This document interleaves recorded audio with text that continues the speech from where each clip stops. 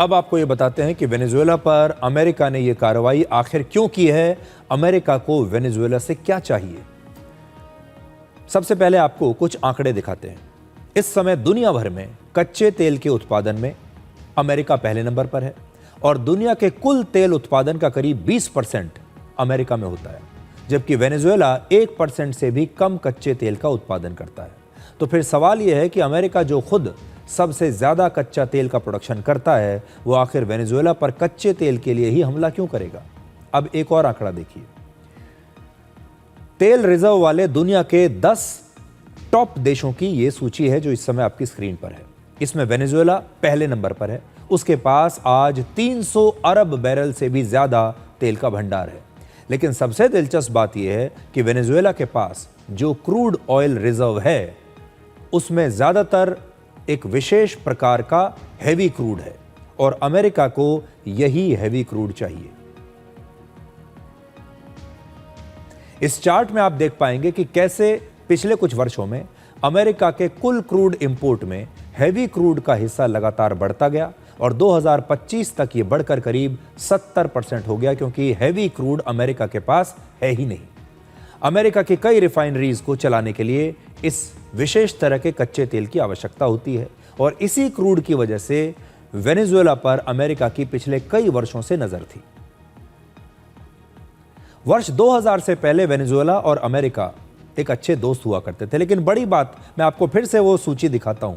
देखिए, इसमें जो टॉप 10 देश हैं ऑयल रिजर्व वाले, उसमें सबसे ज्यादा जो नंबर 1 पर है वो है वेनेजुएला। अमेरिका तो इस पूरी लिस्ट में बहुत पीछे है।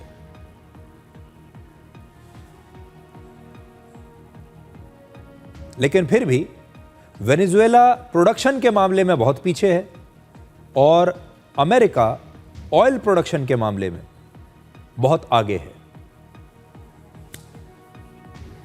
एक जमाने में अमेरिका और वेनेजुएला एक अच्छे दोस्त हुआ करते थे। वेनेजुएला में अमेरिकी तेल कंपनियों का बड़ा भारी निवेश था और वेनेजुएला से अमेरिका को हैवी क्रूड की सप्लाई हुआ करती थी। लेकिन वर्ष 2002 के बाद दोनों देशों के संबंध बिगड़ने लगे और तब वेनेजुएला के उस समय के राष्ट्रपति ह्यूगो शावेज ने राष्ट्रीयकरण करके अमेरिका की कई तेल कंपनियों का अधिग्रहण कर लिया और अमेरिका की ज्यादातर तेल कंपनियां वेनेजुएला छोड़कर चली गई। पिछले 23 वर्षों में अमेरिका और वेनेजुएला के रिश्ते लगातार खराब होते गए। निकोलस मदुरो भी ह्यूगो शावेज के नक्शे कदम पर चले और उन्होंने भी अमेरिका के साथ दुश्मनी को और बढ़ा लिया। इसका नतीजा यह हुआ कि वेनेजुएला से अमेरिका को क्रूड ऑयल की सप्लाई लगभग खत्म हो गई। मदुरो पर कार्रवाई के बाद अमेरिका को उम्मीद है कि अब उसे बहुत आसानी से वेनेजुएला से ये क्रूड ऑयल मिलना शुरू हो जाएगा। क्रूड ऑयल के अलावा अमेरिका की करेंसी यूएस डॉलर की अनदेखी भी वेनेजुएला के राष्ट्रपति मदुरो के खिलाफ कार्रवाई की एक बड़ी वजह बनी।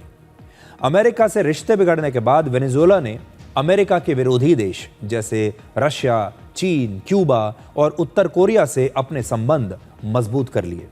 पिछले कुछ वर्षों से वेनेजुएला दुनिया के कई देशों को कच्चा तेल बेचता आ रहा है और सबसे ज्यादा कच्चा तेल इस समय वेनेजुएला से चीन खरीदता है। अमेरिका के मुताबिक वर्ष 2023 में वेनेजुएला के कच्चे तेल के निर्यात का लगभग 2/3 हिस्सा चीन ने खरीदा था। लेकिन दिलचस्प बात यह है कि वेनेजुएला कच्चे तेल के बदले जो पेमेंट है वो डॉलर की बजाय चीन की करेंसी युआन में ले रहा था। इसी तरह वेनेजुएला दुनिया के कई दूसरे देशों को भी कच्चा तेल उन देशों की करेंसी में बेच रहा था, यानी यूएस डॉलर में नहीं बेच रहा था। और ऐसा माना जाता है कि वेनेजुएला अपने तेल एक्सपोर्ट का अब पूरा पेमेंट डॉलर की बजाय दूसरी करेंसी में लेने की तैयारी कर रहा था और इसके लिए वो ब्रिक्स देशों के साथ एक कॉन्ट्रैक्ट भी करने की कोशिश कर रहा था। अगर ऐसा हो जाता तो दुनिया भर में डॉलर की विश्वसनीयता कमजोर होती, डॉलर की मांग कम हो जाती और ऐसे में डॉलर की कीमत तेजी से गिरती और इसका असर सीधे तौर पर अमेरिका की अर्थव्यवस्था पर पड़ता।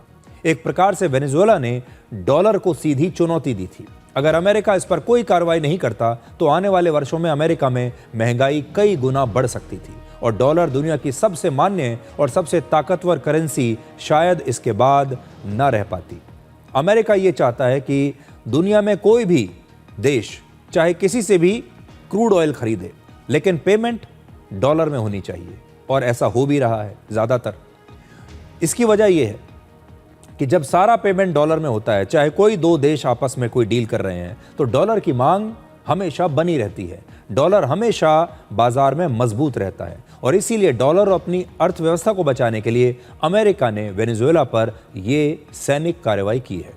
यानी कच्चे तेल के उत्पादन में पहला देश और तेल रिजर्व में 9वें नंबर पर रहने वाला अमेरिका कच्चे तेल के लिए ही ये इतनी बड़ी कार्रवाई कर रहा है। इसके पीछे दो ही बातें हैं। एक, तेल, अमेरिका को वेनेजुएला से तेल चाहिए।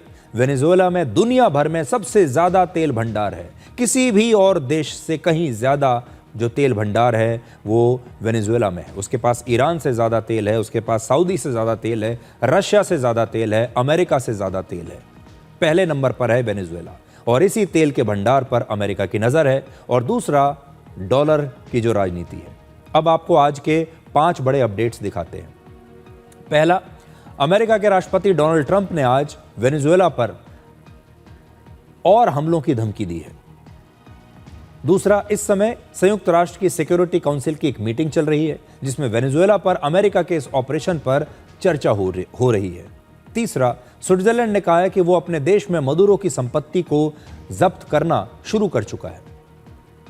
चौथा, चीन ने कहा है कि एक देश दुनिया का जज होने का दावा नहीं कर सकता, यानी चीन इन हमलों को लेकर अमेरिका से बहुत नाराज है।